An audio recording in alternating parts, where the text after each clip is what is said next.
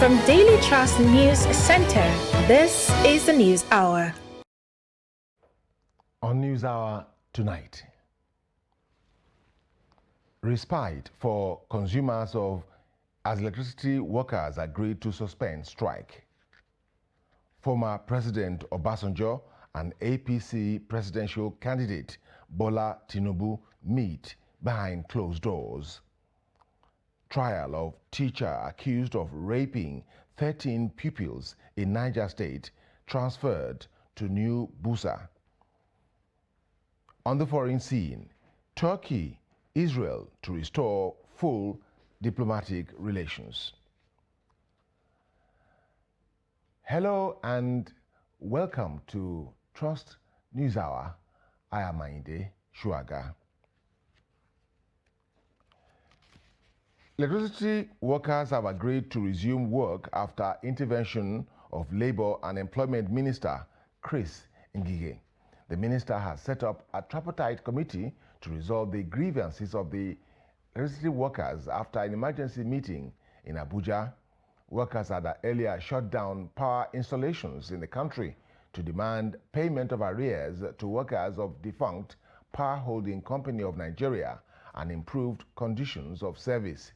The action of the workers has left consumers in darkness.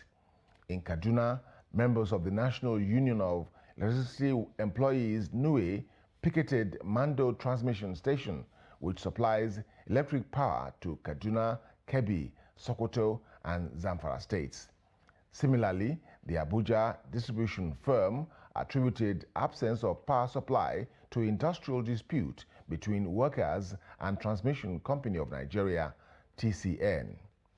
Kano Electricity Distribution Company has told its customers in Katsina and Jigawa states that disruption of supply followed withdrawal of services by the electricity employees. An energy consultant, Olabode Sumomi, speaks on the industrial dispute. Yes, the issues that we had, I thank the Honorable Minister and the Minister of State for Power for their maturity in handling these issues that were brought up. Yes, these issues could have been tackled earlier on if there was the rightful communication with all parties. But well, as we have said, we've been given 2 weeks to which to report back to the full House. Well, we assured the nation that such crisis will be nipped in the bud before it escalates. So you have industry people who are workers like any other set of workers who feel that the financial entitlements that they have is not satisfactory. You only have to negotiate with them. And if indeed those financial entitlements are not satisfactory, then there's an issue. Because we need to understand that there's an illiquidity in the sector, which means that the sector itself does not have enough money to take care of itself and keep oiling itself, which is why a lot of times government has had to intervene. So there are certain fundamentals that need to be taken into place. Is that the sector must be first made liquid. And to make it liquid, we're talking about people stopping theft. So because when you have a neighbor who has bypassed the meter, he's not necessarily intelligent, he's circumventing the system because somebody is going to pay anyway. You understand? It costs something to get there, and if they don't get it back. So that's another thing. Then there is the issue of the actual costs. There are certain things in the components of the tariff that are dollar-based. So every time, like now dollar was 170 a couple of years ago, is now 700. That also reflects in the cost of production. I mean, the people supplying gas, they are complaining of over £1 trillion that is being owed to them. And those ones are also threatening to shut down. They are totally private sector people. But because they could be arrested owing to for sabotage, because it's a national security issue, they keep pumping, and there are issues there. It's one of the key things within the Nigerian Gas Association, for which most of their members are involved in that. So there are issues in the sector which needs to be tackled in a holistic manner, and it is over and beyond one person. Northern youths under the aegis of Arewa Youth Assembly on Wednesday protested at the main gate of the National Assembly, demanding the sack of the National Security Advisor, Major General Babagana Monguno, retired, over rising insecurity in the country. The youths argued that the inability of the President, Muhammadu Buhari-led administration, to stem the tide of insecurity is not unconnected to the bad advisors he has on security, adding that under the watch of Monguno, terrorists have been emboldened. Addressing journalists during the protest, Publicity Secretary Aliyu Muhammad of the AYA maintained that Monguno has failed to bring needed synergy among security forces fighting various criminalities, hence the reasons the security agents have a face-off. The youth leader vowed that the group will mobilize and hold a massive protest across the 19 northern states if the president refuses to sack the NSA by Friday. The coalition of northern groups from Nigeria's 19 northern states has attributed the recent rise in crime and violence in the region to poverty and the unending crisis in the education sector. They disclosed this after a two-day meeting held in Bauchi. Adamu Imam completes the report. The two-day meeting centered on 5 major issues that have escalated insecurity, crippled the northern Nigerian economy and educational viability, left thousands dead and many others displaced. Gangs of heavily armed criminals continue to terrorize northwest and central states with audacious regularity and unchecked impunity, stripping the government of its prerogative for the use of force and consequent loss of control of the nation's land borders, forests, highways, railways, and airways. The gathering noted with concern the inevitability of an emerging humanitarian crisis that potentially threatened not only the North or Nigeria, but the entire sub-Saharan Africa. The student wing of the coalition accused the Nigerian Labour Union of inability to march towards with action on the lingering ASU strike. So it is unfortunate when we realize that already the 2 weeks ultimatum given by the Labour Union has already ended, but with no any other action, even to come and address Nigerians on either there are positive developments or not, whether they are going for the strike or not, whether they have any negotiation going on with either the federal government or the ASU or the other unions. The Labour Union decided to remain mute. We condemn their actions in totality. We are not happy with their actions in totality, and we strongly call on the leadership of the Labour Union to know that Nigerians are watching, and we are clearly watching with a special interest on the issue of ASU strike. I am heartbroken because our schools are closed and the government is doing nothing about it. It is very heartbreaking for the Nigerian student because the hope for the future is long gone. They said that education is the key, but I want to disappoint the citizens of this country that education does not even have a padlock no more in this country. However, the groups resolved to urge the northern state governors to unite and demand urgent government explanation on what is inhibiting the Nigerian armed forces for effectively tackling the insurgency threat in the northeast, banditry and kidnappings in the northwest. Adam Imam, Trust TV News, Bauchi. The All Progressives Congress APC presidential candidate Bola Ahmed Tinubu on Wednesday visited former President Olusegun Obasanjo as part of consultations for his presidential bid. He was received by Governor Dapo Abiodun, his deputy Noimot Salako Oyedele, and former governors Olusegun Oshoba, Gbenga Daniel, and other APC bigwigs who were already on ground before his arrival. The former Lagos State Governor immediately went straight into a closed-door meeting with Obasanjo at the penthouse residence within the OOPL. The former Lagos governor's planned visit, according to insider sources, is to rally Obasanjo's support for his presidential bid. Obasanjo, who had vowed not to endorse any candidate in a hurry, has since kept his choice in the next election close to his chest. Chairman of the Independent National Electoral Commission, INEC, Professor Mahmoud Yakubu, says the nation's election management body will support and partner with the Media Trust Group to deepen issues-based politicking ahead of the 2023 elections. The chairman, who gave the assurance while receiving a delegation of the group's election debate committee, also commended its platform's coverage of INEC and the electoral process. Trust TV's Shafiu Suleiman reports. Leader of the Media Trust Group's election debate committee, Professor Jibrin Ibrahim, says the essence of the visit is to seek the support and participation of the electoral management body in its consistent drive in promoting issue-based politics in Nigeria.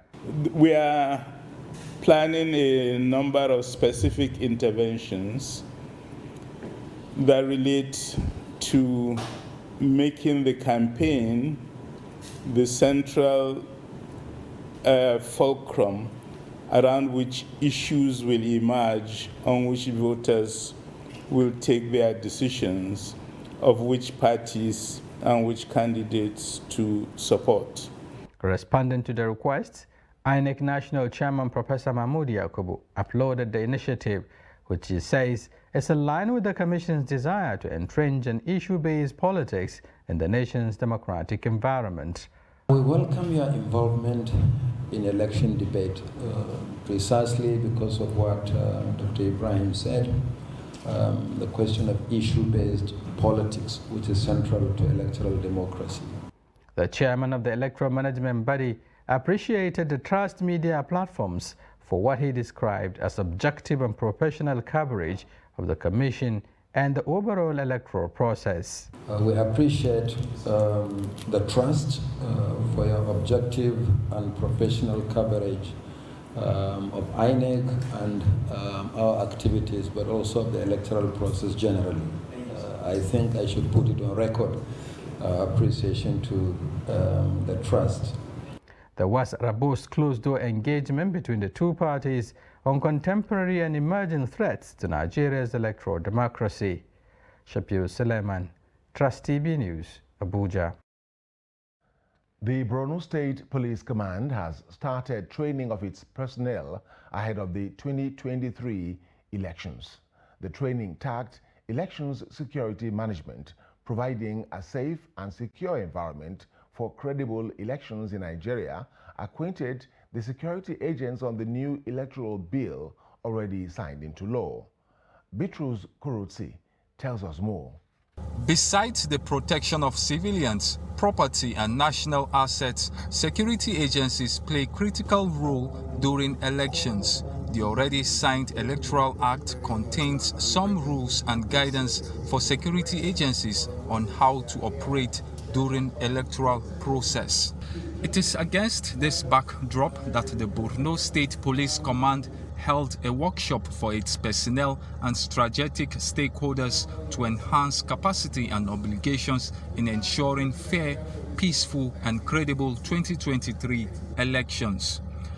Security threats that are likely to be thrown up towards the 2023 election. So he felt that it would be necessary to bring his officers together and hear also from them. Apart from giving them lectures, we will also want a feedback from them. What has been their experiences in previous elections? What are the gaps? What are we supposed to do to fill those gaps? We have to get prepared. Particularly, we have to look at our electoral value chain and see exactly what is on the chain so that we can address some of these issues. Particularly the issue of election security management is very, very important. Without it, in fact, it's very difficult for you to conduct any election. So that is why we are conducting this specific workshop to at least inform the security agencies and even the general public to know exactly what to expect during the course of the 2023 general elections.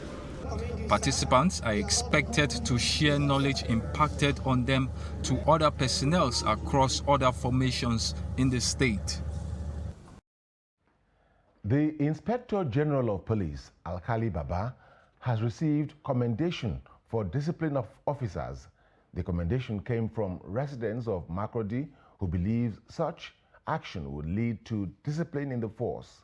Beyond instilling discipline in the force, these residents say inappropriate sanctions are constitutional and encouraging to citizens who see the police as one institution that has put Nigeria in bad light. In the Nigerian police force. And so every proactive Inspector General of Police who comes on the saddle should be able to do something that his name can go down to the annals of history. Nigerian police in recent times have been battling with their reputation. And if the IG finds it appropriate that he wants to reprimand or punish or sack erring police officer, I think that's a commendable step. Because at the level of the Inspector General of Nigerian Police, is not just an ordinary police officer, it's a police officer that has gone through the ranks. And so whatever decision he takes, I'm very sure that he has taken that decision in accordance with the provisions or the powers vested upon him to do such a thing.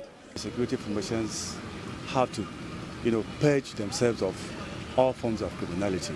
How is it going to achieve that? It is through what we've started experiencing in recent times with some of these security formations. To me, the feat the police formation has achieved by dismissing some of their erring members is one of the most milestone that it has recorded in recent times. Yes, the reformation of Nigerian police is it's long overdue because of the way they have been policing the society over the years. They have lost public confidence, and Nigeria now, an average Nigerian does not believe that a policeman can protect him or her.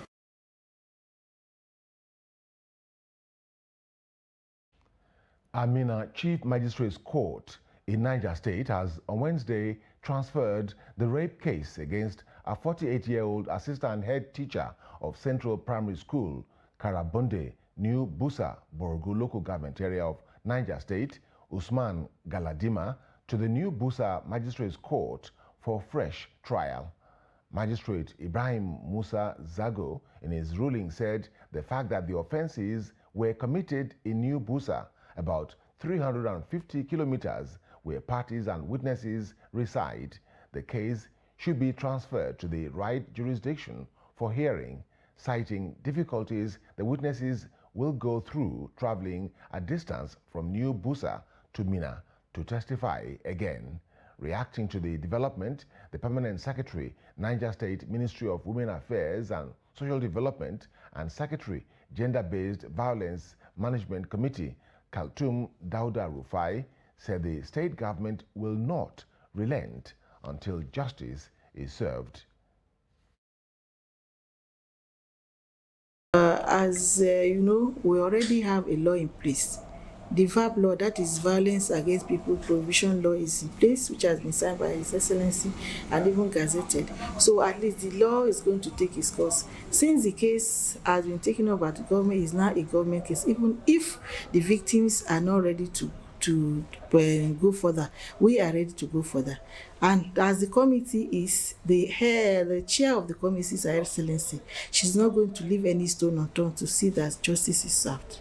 And we are going to do whatever. We have lawyers that are pro bono, that do pro bono services for us, and we have other lawyers from Ministry of Justice. We have a gender desk office at Ministry of Justice, which is going to take over the case. So whatever it will take us to see that this case is concluded logically, we'll do our best.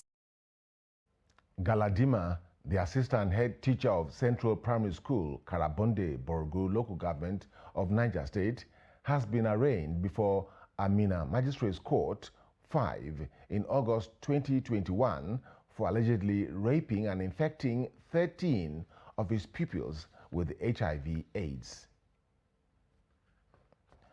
A Kano State Court of Appeal has dismissed an appeal filed against a High Court judgment that ordered the retrial of blasphemous charges against Aminu Sharif Yahaya, delivering judgment virtually on Wednesday.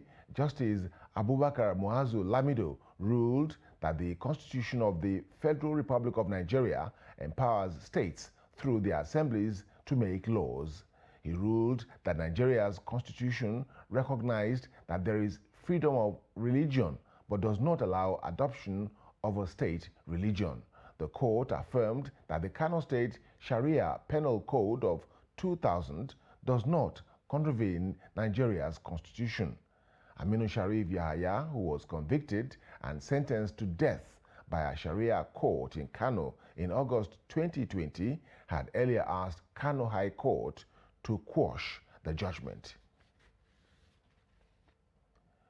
Bauchi Police Command has again warned against acts capable of breaching the peace of the state, saying that anyone found wanting will be dealt with according to the law. Police Public Relations Officer Ahmed Wakil disclosed this in an interview with Trust TV on the recent killing of a teenager by her lover in Al-Kaleri local government area of the state. Adamu Imam completes the story. The accused person were arrested at Mayari village after a report to the Divisional Police Headquarters in Al-Kaleri local government area that a 13-year-old girl has been missing. The suspects were immediately arrested and interrogated, where one of the suspects confessed to have killed the 13-year-old. The woman that procured the abortion and the mother will be charged for conspiracy, while the two principal suspects, Ado and Mukela Ado and Muazu, will be charged for culpable homicide, section 221 of the Criminal Code procedure. Both residents, however, lamented on the incident, describing it as barbaric, sad and unfortunate. They call on parents to always be vigilant and keep a watch on their children at all times amidst the dwindling state of insecurity. That is why sometimes people are calling to the entire community, to the general community, that they should be always monitoring their watch, especially female or girl children. What this portends is that the incessant occurrence of this kind of incidences in Bauchi State in the recent past raised serious eyebrows as to the security and safety of minors or children, particularly in Bauchi State. For whatever reason the perpetrators of those acts are doing so, the authorities should and must find a way of ending it. This is a very unfortunate and pathetic incident. The state authorities need to address these atrocious acts. I think they are not doing enough in terms of punishment for such crimes. Surprisingly, you will see the culprits in our midst again, despite the crimes committed. Government really needs to sit up. More often than not, you realize that parents are no longer taking note of the whereabouts of their children, especially the females, who are vulnerable. The society is the way it is now, because parents are very careless nowadays. They should change for the sake of well-being of their children, especially the girl child. Some community leaders assure the security agencies of their support and collaborating to report any unusual activity that can lead to identify criminals in the society. Adam Imam, Trust TV News, Bauchi. You're watching NewsHour on Trust TV. Coming up after the break, why price of Gari remains high. Stay with us.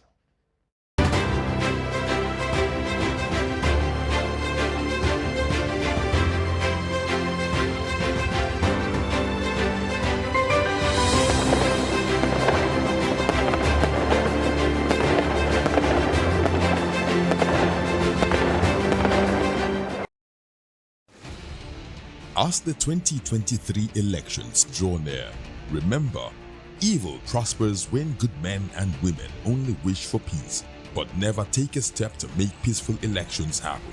Are you a father? Are you a mother? What are you saying to your children as elections approach? Have you warned them not to let themselves be used to cause violence? Have you explained to them what the consequences of electoral violence might be? Do your part to make peaceful elections happen. Talk to your children. Protect them from unscrupulous politicians who want to put them in harm's way, while their own children are comfortable at home, within and outside the country. Let's join hands to make 2023 elections peaceful. This message is from the National Orientation Agency, NOAA.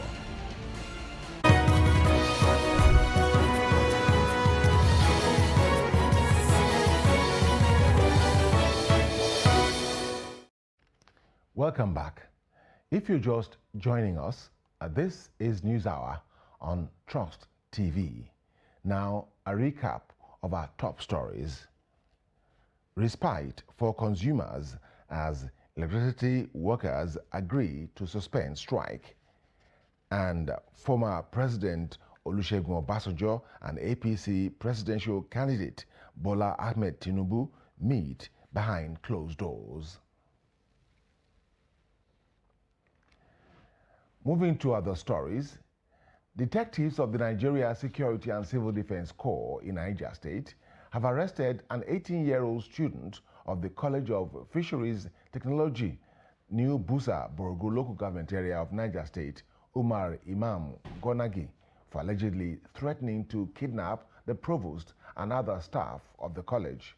The suspect was alleged to have written a letter threatening to kidnap the provost and some staff of the college before he was detected and apprehended. The public relations officer of Niger State Command of the Nigeria Security and Civil Defense Corps, Nasir Abdullahi, said the suspect was arrested after the commandant of the command, Am Dandare, received the information and directed men of the Intelligence and Investigation Unit to get him arrested. He said the suspect, who hailed from Gonagi village in Edati local government area of Niger State, was apprehended in the school and had confessed to the crime, but his accomplice, one Umar Babadoko, was still at large.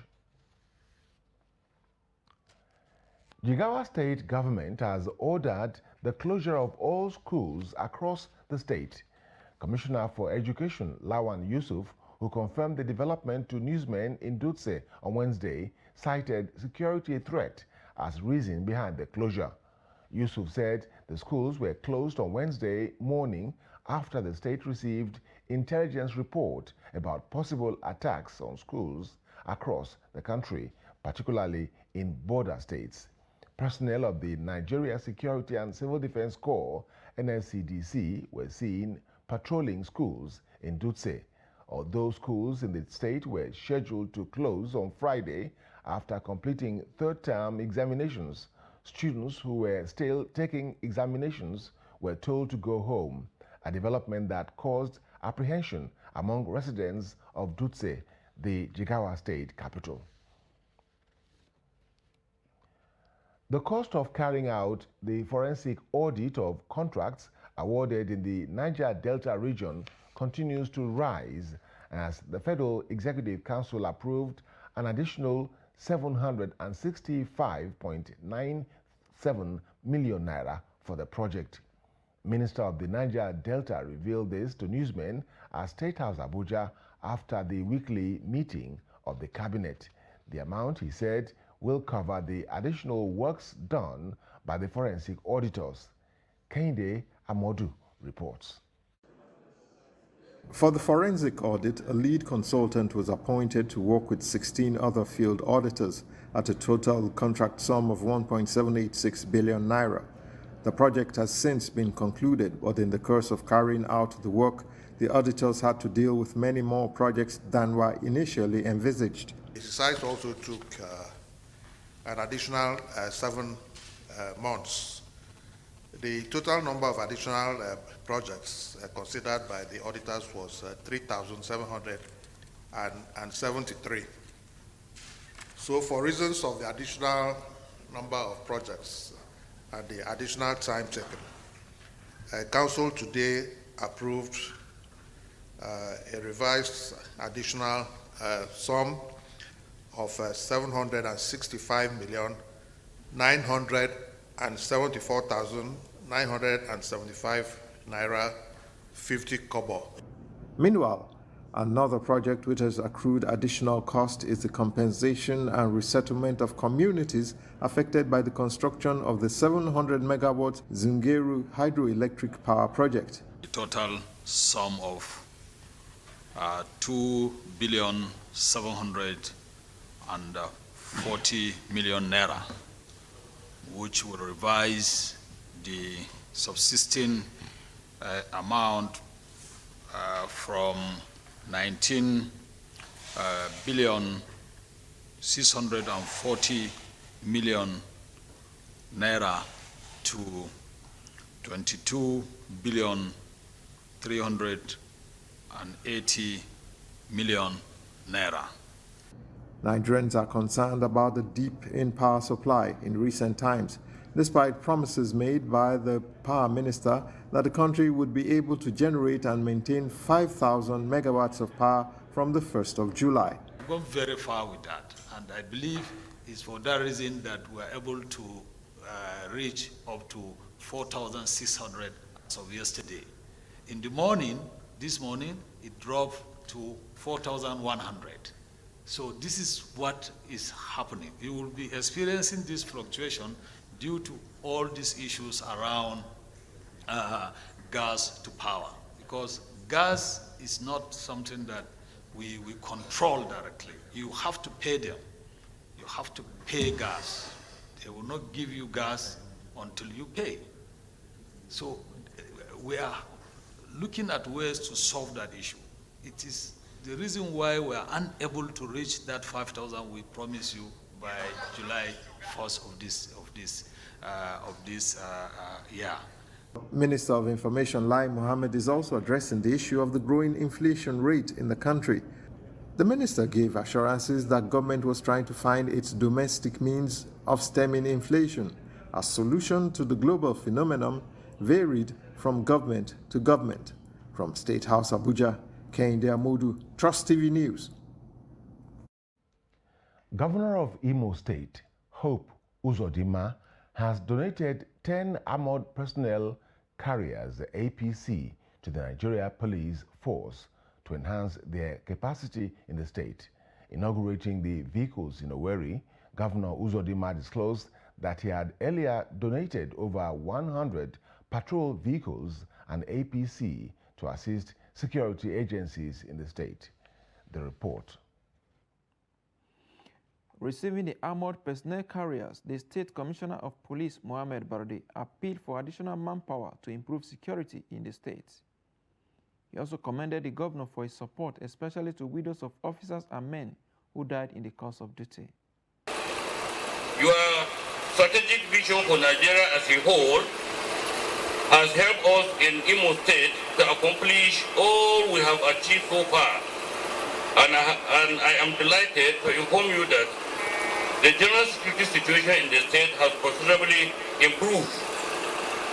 Normal life and businesses, including the social nightlife in the state, has bounced back in full swing. The governor and the IGP said providing tools to combat security is necessary because of the unique security challenges in the state. And I cannot thank you enough for coming to our rescue when it mattered most. Although security is in the exclusive list of the federal government, the reality is that all tiers of government must synergize to ensure the protection of property and lives of the citizen.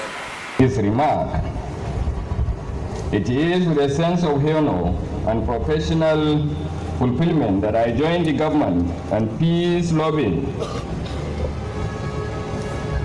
people of Imo State to witness this historic event, marking the formal launch of armored personnel carriers procured by His Excellency Senator Hope Uzodinma.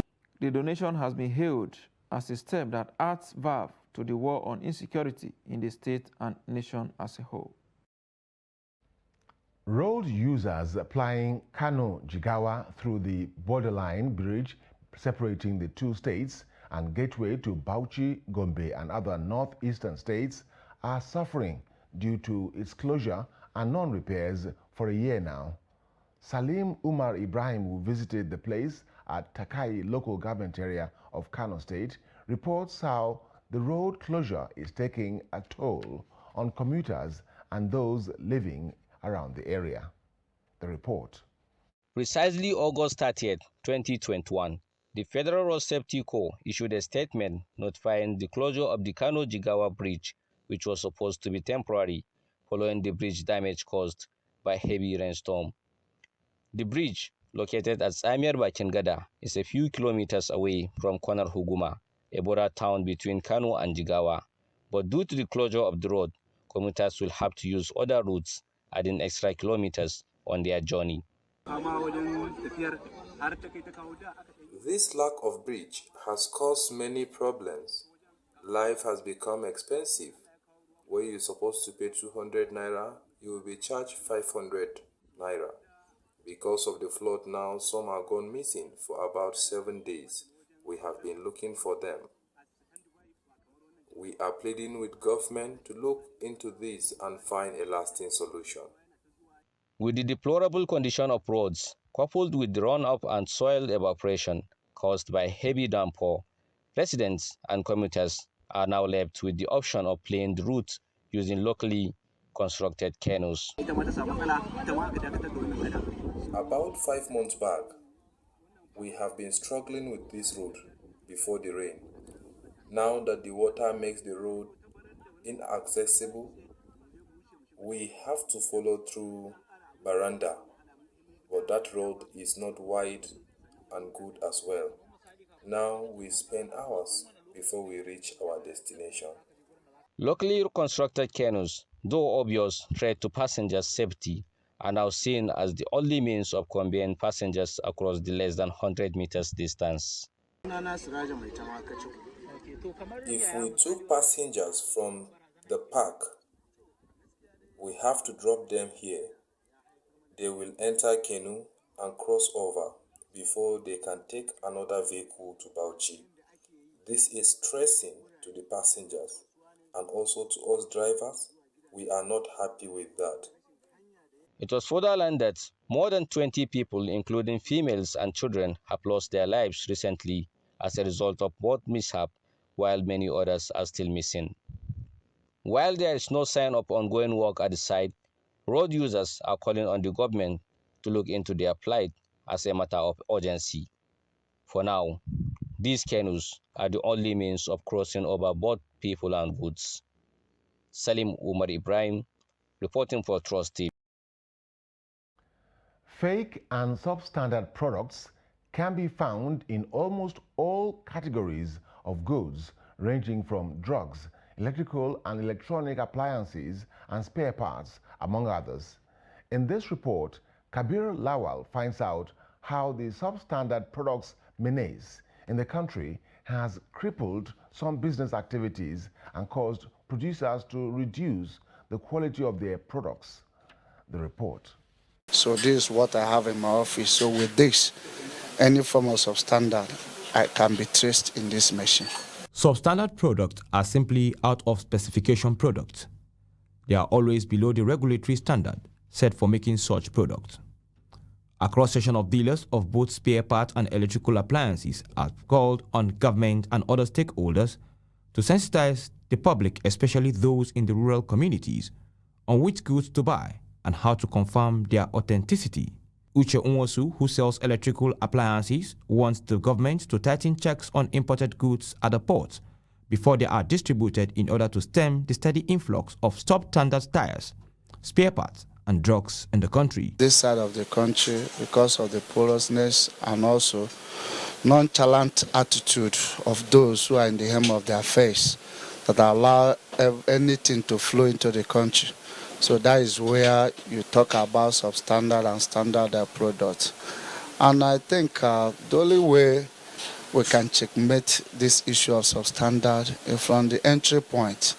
because sometimes they allow some of all these things to come into the market, to enter into the market, and before you know it, people who are not, people who are ignorant of those substandard, you will see them buying it, and as a result of that, that is where you hear some fire outbreak here and there. But in this market anyway, we have a measure that we put in place to checkmate some of all these substandard, and if we are culpable, we have our internal mechanism how we deal with those that are found guilty. A spare part dealer, Ezekiel Ernest, is of the opinion that there is every chance a substandard product may not just bore a hole in one's pocket, but can also be dangerous physically. We are dealing with the quality products. Many of us export from China direct, and we are giving the best products in Apo here. You know, like foot mats. Let's come chop foot mats. We identify original foot mats. It can last for you 4 to 5 years in your vehicle. But when you come to all these fake ones, before 1 to 6 months, you start breaking. Do you understand? Some protector. He added that to understand what constitutes substandard products and find out how they turn out to be a menace to society, people need to appreciate the value of standards and important they are to the society. Kabir Lowell, Trust TV News, Abuja. Traders in Jos, the capital of Plateau State, have expressed support for the government's decision to rebuild the burnt Jos main market. Some of the traders who made this known in an interview with Trust TV in Jos decried calls by some individuals and groups to stop the signing of the Memorandum of Understanding, MOU, with the commercial bank to rebuild the market. The report. The popular Jos Ultramodern Market, banned on February 12, 2002, has remained one of the most tragic occurrences to befall the state. The market got burnt during the administration of the former Governor Joshua Darie and has been abandoned for almost 2 decades.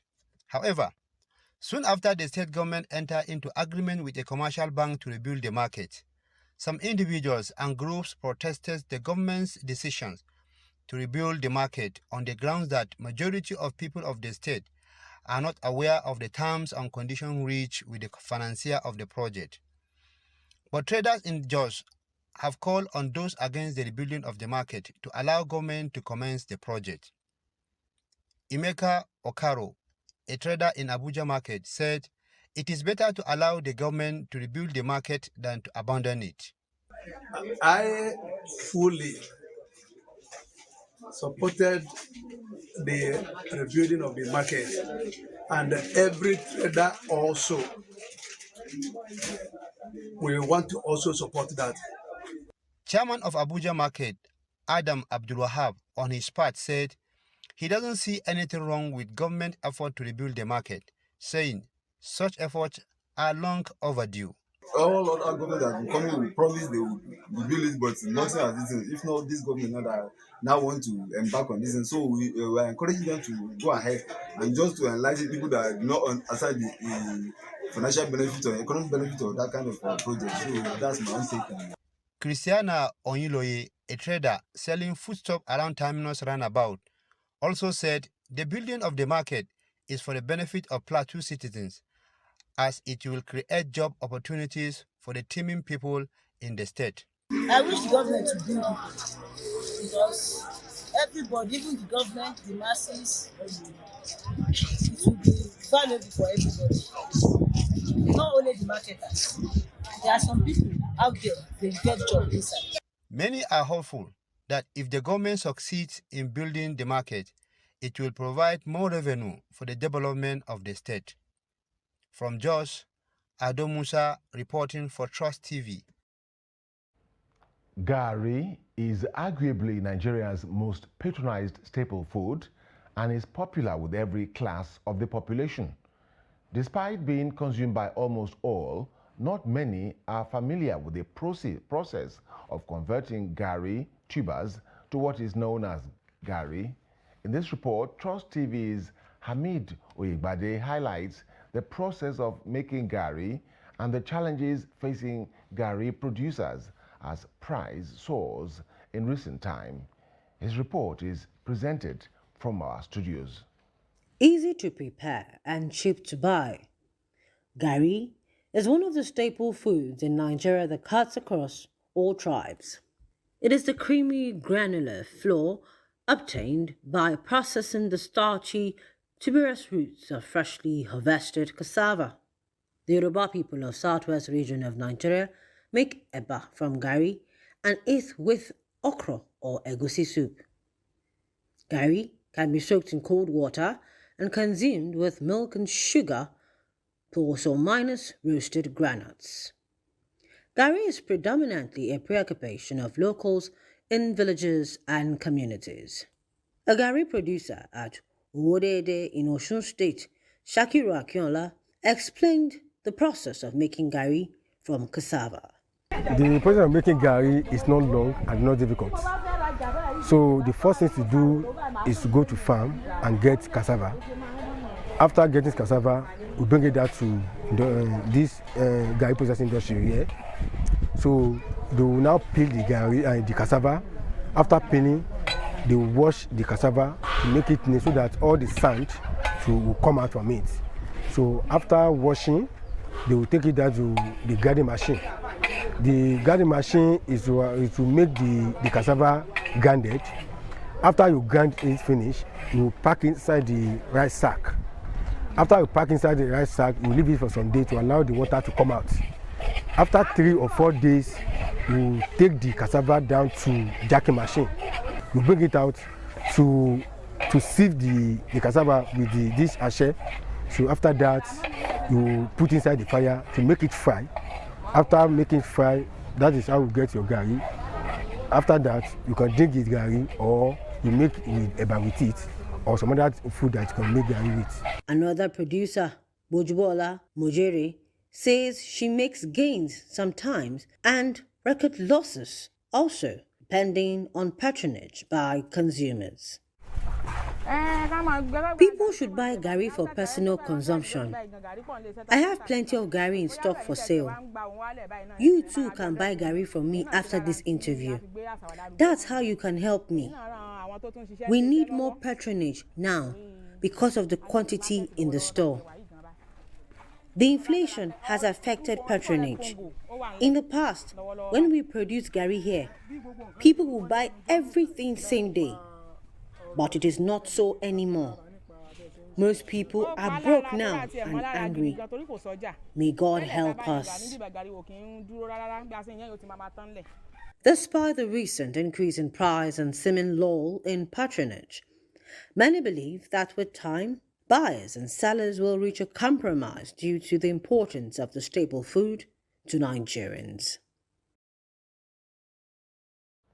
Train shuttle services between Kano and Nguru local government area of Yobe State have continuously sustained centuries-old trade and commercial relations with the ancient city. Over time, however, this major trade route appears to be dying due to lack of maintenance of the locomotives now operating 3 times a week. In this special report, Trust TV's Northwest correspondent Idris Jibrin travels to the northeastern town of Nguru to examine what remains of once important train stations in northern Nigeria. After waiting for several hours to witness the arrival of the last remaining train to Guru station from Kano, bad news arrives that the train will not be coming today for operational challenges. It's the problem of diesel that led to the suspension. But before then, we are running regularly. Although disappointed, but not as much as the owner of these goods, who now has to resort to what he called the hard and most expensive way to get his goods to Kano. The train is fine, as they told us, but there is the problem of diesel. That is why we had to use this truck to transport our goods to Kano. Guru Rail Station was constructed in 1930 by the colonial administrators. initially transporting agricultural produce to the southern part of the country for exports to the United Kingdom. Many years after the Nigeria's independence, train from Guru maintained local running across many parts of the country, effectively creating jobs and boosting the economy. This train station is important to us. It used to carry people and goods from Guru to Kano and to other parts of Nigeria, and it also creating jobs for our people.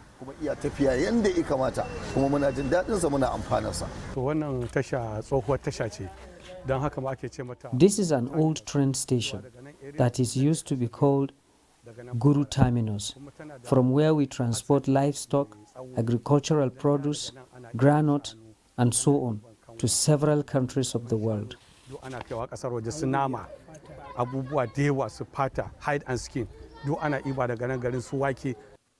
But that has changed. Today there is only one train with about 12 coaches operating between 1 to 3 times a week from Guru to Kano. We do carry people and goods from Guru to Kano and from Kano to Guru, usually 3 times a week. And we never had any problem until this time. Despite being the cheapest and most secured, especially for small-scale business owners, inconsistency, poor government policies, and lack of maintenance seems to be making things worse for traders using these train services. Some 30 years ago, this place is considered as a hub of trading activities. Trains from different parts of the country do come here on a daily basis.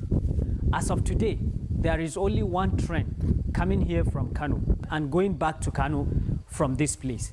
And even that train, authorities are telling us, does not belong to Unguru Station. It was borrowed from Mina, Niger State. Now, as of today, there is only few coaches existing in this place. The station is almost gone. There is nothing remained here. Idris Jibrin, Trust TV News, Yobe. Let's now join Chamun Dabeng for business news.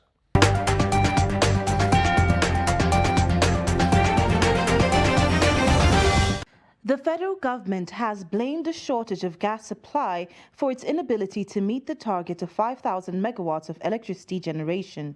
At the conclusion of the Federal Executive Council FEC meeting on Wednesday at the Presidential Villa in Abuja, Minister of Power Abubakar Aliyu stated that despite the government's contract with the Nigerian Bulk Electricity Trading NBET PLC, Aliyu regretted that power generation had remained at 4,000 megawatts because of gas shortages.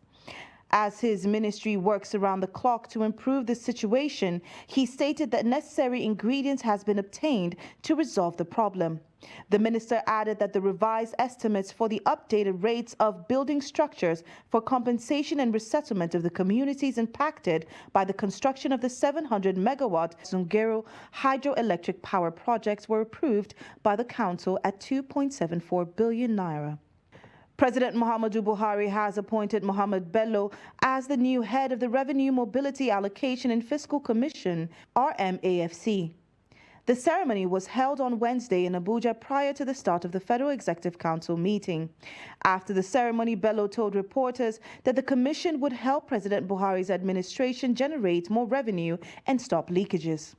Bello also stated that the revenue allocation formula has not been changed for around 29 years and that the Constitution allows for a review of it after 5 years while taking into account the country's circumstances in light of the creation of more states.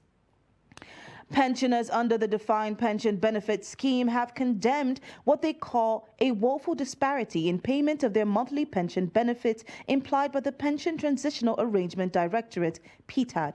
The pensioners complained that the current payment scale used by PTAD for the monthly benefits is significantly lower than what is listed in the table of consequential adjustments to pensions resulting from the implementation of the national minimum wage. The group added that the correct table was drawn by the Wages and Salaries Commission and was attached to a previous circular dated April 28, 2021, sent to their pensioners group by the Commission on Approval of Parity in Pension Benefit Payment, which they have been seeking, and also called upon the government for intervention. That's all for Business News. I am Chamun Dabeng.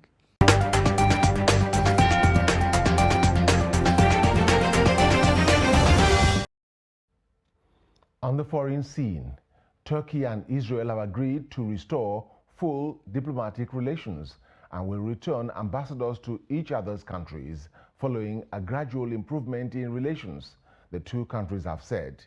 A statement from the office of the Israeli Prime Minister, Yair Lapid, said on Wednesday that after a conversation between Lapid and Turkish President Recep Tayyip Erdogan, upgrading relations will contribute to deepening ties between the two countries, expanding economic, trade and cultural ties, and strengthening regional stability. Turkish Foreign Minister Mevlut Cavusoglu at a news conference in Ankara said the appointment of ambassadors was one of the steps for the normalization of ties, adding that such a positive step came from Israel as a result of these efforts. The two countries expelled ambassadors in 2018 over the killing of 60 Palestinians by Israeli forces during protests on the Gaza border against the opening of the United States Embassy in Jerusalem.